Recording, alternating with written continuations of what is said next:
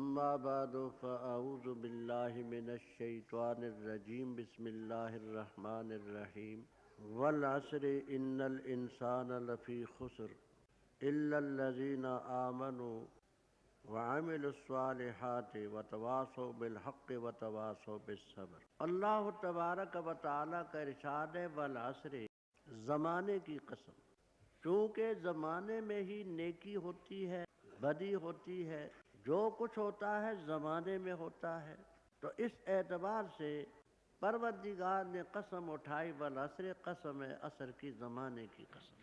تو بخاری شریف کی روایت کے مطابق 4 فرشتے 2 دن کو رہتے ہیں فجر سے لے کر کے عصر تک، اور 2 فرشتے عصر سے لے کر کے فجر تک، یہ ہیں کرام الکاتبین، اعمال لکھنے والے، نیکیاں اور بدیاں۔ لَهُ مُعَقِّبَاتٌ مِّن بَيْنِ يَدَيْهِ يَحْفَظُونَهُ مِنْ أَمْرِ اللَّهِ، کچھ فرشتے انسان کے آگے ہیں، کچھ پیچھے ہیں، وہ صرف انسان کی حفاظت کرتے ہیں۔ ابن جریر طبری رحمہ اللہ تعالیٰ نے سند کے ساتھ حضرت عثمان رضی اللہ تعالیٰ عنہ کی روایت نقل کی ہے کہ حضرت صلی اللہ تعالیٰ علیہ وسلم نے فرمایا 10 فرشتے دن کو 10 رات کو انسان کی حفاظت کرتے ہیں۔ اے انسان، تیری خدمت کے لیے معصوم فرشتے 10 دن کو تیری خدمت کرتے ہیں، پیرا کرتے ہیں، چوکیدارا کرتے ہیں، 10 رات کو۔ معصوم مخلوق کو رب تعالیٰ نے تیری خدمت کے لیے وقف کیا۔ تو بتا تو نے رب کی کون سی عبادت کی ہے؟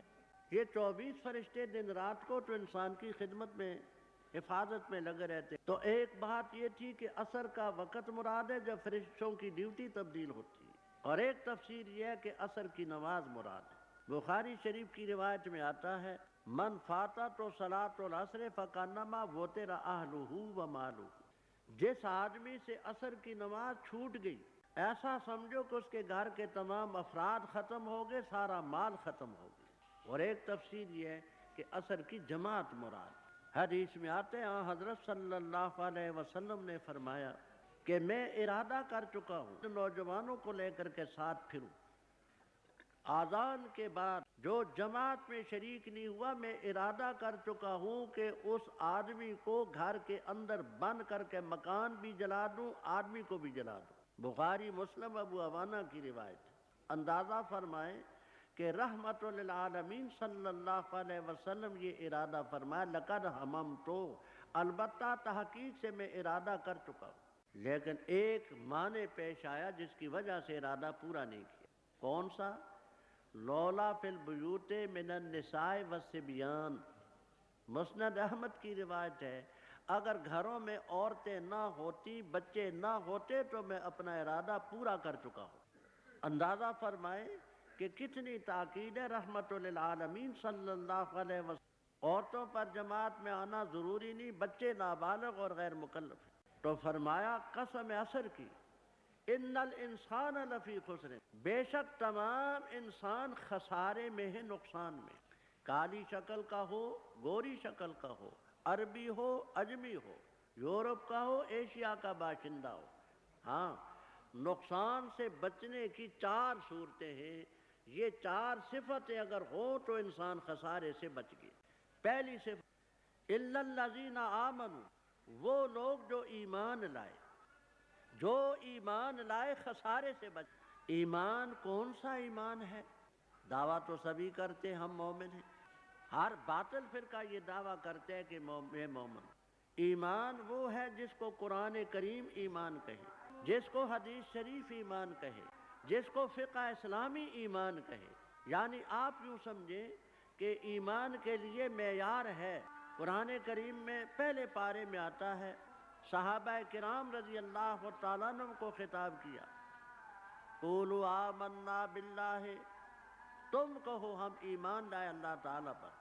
آگے فرمایا صحابہ کرام رضی اللہ تعالیٰ عنہ کو خطاب ہے جیسا تم ایمان لائے ہو اگر ایسا ایمان لائیں فقد اہتدوا، ان کو بھی ہدایت نصیب ہو۔ تو حضرات صحابہ کرام رضی اللہ تعالیٰ عنہ کا ایمان معیاری ایمان ہے، اس کو رب تعالیٰ نے معیار اور مثل قرار دیا ہے۔ یہ اور لوگ یہودی، نصرانی، مشرک، صابی، مجوسی کوئی بھی دنیا کا فرقہ ہو فَإِنْ آمَنُوا بِمِثْلِ مَا آمَنْتُمْ بِهِ، جیسا ایمان تم لائے ہو ایسا ایمان ہو تو پھر یہ ہدایت پر۔ اب ایمان کا معیار بتلا دی کہ جو صحابہ کرام رضی اللہ تعالیٰ عنہ کا ایمان ہے وہ ہو تو وہ ایمان معیار حق ہے، اور اس کو جاننے کے لیے کسی بڑی چیز کی ضرورت نہیں۔ قرآن پاک دیکھیں، حدیثیں دیکھیں، فقہ اسلامی دیکھیں، تاریخ اسلامی دیکھیں، ان کا جو ایمان تھا وہ ہے کہ اہل سنت والجماعت کا لفظ اس کا معنی کیا ہے، کن کو کہتے ہیں۔ اور اس سے پہلے ایک بات اور سمجھیں، حضرت عبداللہ ابن عمر، حضرت ابو ہریرہ، حضرت امیر معاویہ، حضرت ابو الدرداء، حضرت ابو ذر غفاری، حضرت جابر رضی اللہ تعالیٰ عنہ سے روایت ہے متعدد اسانید کے ساتھ، صحیح سند کے ساتھ۔ حضرت صلی اللہ تعالیٰ علیہ وسلم نے فرمایا کہ یہود میں 71 فرقے ہوئے تھے، نصارہ میں 72 ہوئے، میری امت میں 73 ہوں گے، کلہم فی النار الا ملۃ واحدہ، سب کے سب فرقے دوزخ میں جائیں گے بغیر ایک فرقے کے، ایک ملت کے بغیر سب دوزخ میں جائیں گے۔ کہ سب دوزخ میں کیسے جائیں گے؟ حافظ ابن حجر اسقلانی رحم اللہ تعالیٰ فتح الباری میں، علامہ عینی رحم اللہ تعالیٰ عمدۃ القاری میں فرماتے ہیں کہ ستفترقوا کے لفظ ہے کہ میری امت میں افتراق ہوگا، ان 72 فرقوں کے افتراق میں ایسے لوگ بھی ہوں گے جن کا افتراق معصیت اور گناہ کی حد تک پہنچا ہوگا، کفر شرک کی حد تک نہیں پہنچا ہوگا، صرف معصیت بدعت اور گناہ تک۔ ایسے فرقے اپنی سزا بھگتنے کے بعد دوزخ سے نکل آئیں گے، اور ان میں ایسے بھی ہوں گے جن کا افتراق کفر شرک الحاد کے درجے کو پہنچ چکا ہوگا، ان کو کبھی نکلنا نصیب نہ ہو۔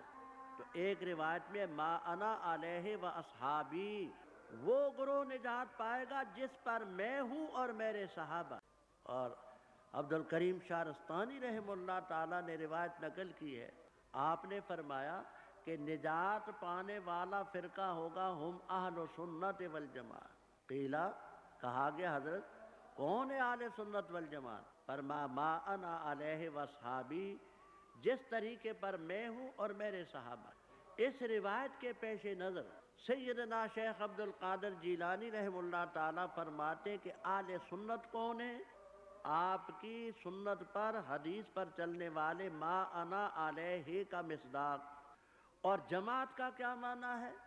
فرمایا جماعت کا معنی ہے کہ اصحابی، آپ کے صحابہ کی جماعت کا دامن پکڑنے والا۔ تو اہل سنت والجماعت کا مفہوم یہ ہوا کہ جس پر حضرت صلی اللہ علیہ وسلم چلے، جو فرمایا، اور جو صحابہ کرام رضی اللہ تعالیٰ عنہ کی جماعت نے کیا، فرمایا یہ ہے اہل سنت والجماعت کا مفہوم، اور اول سے آخر تک بفضل تعالیٰ یہ دوزخ سے نجات پایا گا۔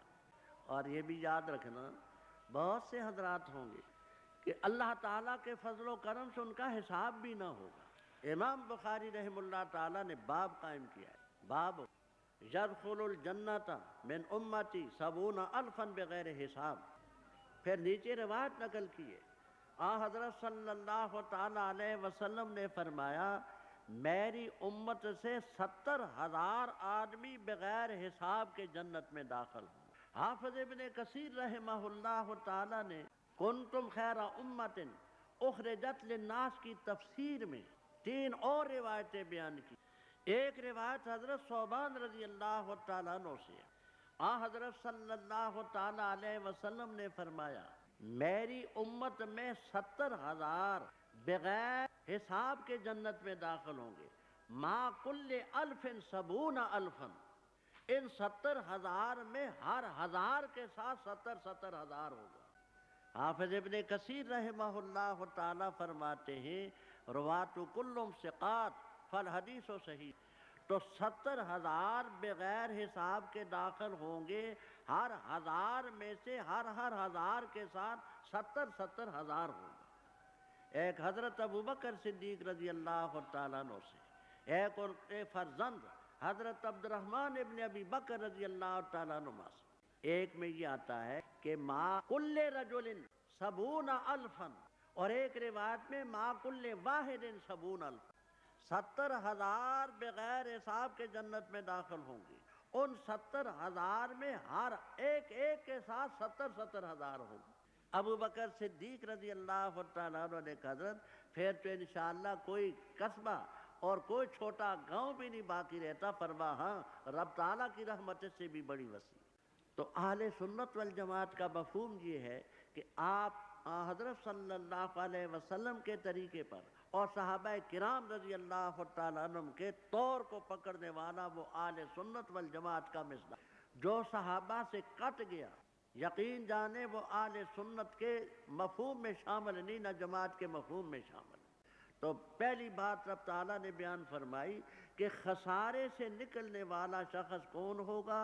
الا الذین آمنوا، وہ لوگ جو ایمان لائے۔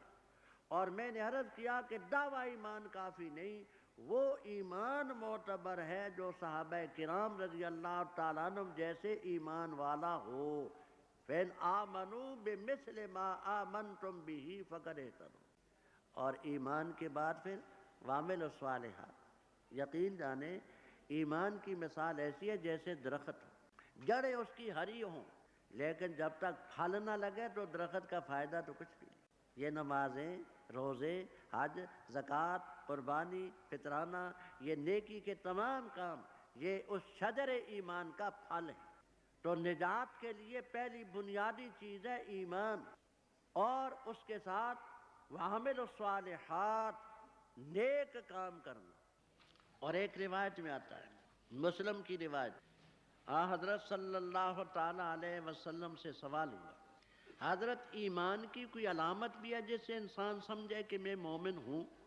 فرمایا ہے من سرت حسنتہ اذا سرت کا حسنتوں کا وساعت کا سیئتوں کا فانت مومن۔ جب نیکی کرے، نیکی کرنے کے بعد دل میں سرور اور خوشی پیدا ہو کہ الحمدللہ رب تعالیٰ نے مجھے نیکی کرنے کی توفیق دی، اور جب برائی کرے تو برائی کے بعد تیرے دل میں کڑن پیدا ہو، افسوس پیدا ہو، ندامت پیدا ہو، نیکی پر خوش ہونا، برائی پر کڑنا، یہ فرما فأنت مومن، سمجھ کہ اللہ تعالیٰ کے فضل و کرم سے تو مومن ہے۔ تو ایمان پہلی چیز ہے۔ وَعَمِلُوا الصَّالِحَاتِ، فلاح پانے کے لیے، خسارے سے نکلنے کے لیے، نقصان سے نکلنے کے لیے دوسری چیز ہے نیک اعمال۔ تیسری چیز وَتَوَاصَوْا بِالْحَقِّ، ایک دوسرے کو حق کی تاکید کرنا۔ تواصو باب تفاعل ہے، اس کو خود بھی کرنا ہے اور اس کو آگے پھیلانا بھی ہے۔ حافظ ابن کثیر رحمہ اللہ تعالی نقل کرتے ہیں کہ سلف صالحین جب مجلس میں بیٹھتے تھے، جب مجلس برخاست کرتے تو پھر اٹھتے وقت یہ سورت پڑھتے تھے۔ کیوں؟ اس میں اس بات کا تذکرہ ہے کہ ایک دوسرے کو حق کی تلقین کرنا، وتواصوا بالحق۔ اور حق کے سلسلے میں بڑی بڑی تکلیفیں پیش آتی ہیں، اپنوں سے بھی، بیگانوں سے بھی، ذہنی بھی، مالی بھی، بدنی بھی، ہر طرح کی تکلیفیں آتی ہیں۔ تو ایسے مقامات پر حق کی تلقین کرنا اور اس پر صبر کرنا۔ صبر کہتے ہیں تکلیف آئے تو اس پر صبر کرنا، اس وقت صبر ہوتے جب تکلیف ہو۔ تو تمام انسان خسارے میں ہیں، تمام انسان نقصان میں ہیں۔ اگر نقصان سے بچ سکتے ہیں تو صرف یہ چار قسم کے آدمی، ایمان والا پہلی بات، عامل الصالحات اچھے عمل کرنے والا دو، وتواصوا بالحق ایک دوسرے کو حق پر قائم رہنے کی تلقین کرنے والا چوتھا، حق کے سلسلے میں جو تکالیف آتی ہیں ان تکالیف پر صبر کرنا۔ یہ چار چیزیں ہوں تو انسان خسارے سے نکلا۔ اگر یہ چار چیزیں نہیں ہیں تو یوں سمجھیے کہ خسارہ ہی ہے۔ اور میں نے عرض کیا کہ ایمان وہ جو صحابہ کرام رضی اللہ تعالیٰ عنہ کا ایمان تھا، نیکی وہ جو سلف صالحین نے پیش کی ہے، گھڑی ہوئی نیکیاں نہیں۔ اور اللہ تعالیٰ تمام کو حق کی تلقین کی توفیق عطا فرمائے، امر بالمعروف نہی عن المنکر کی توفیق عطا فرمائے، اور حق کے سلسلے میں جو تکالیف آتی ہیں اللہ تعالیٰ سب کو صبر کرنے کی توفیق عطا فرمائے۔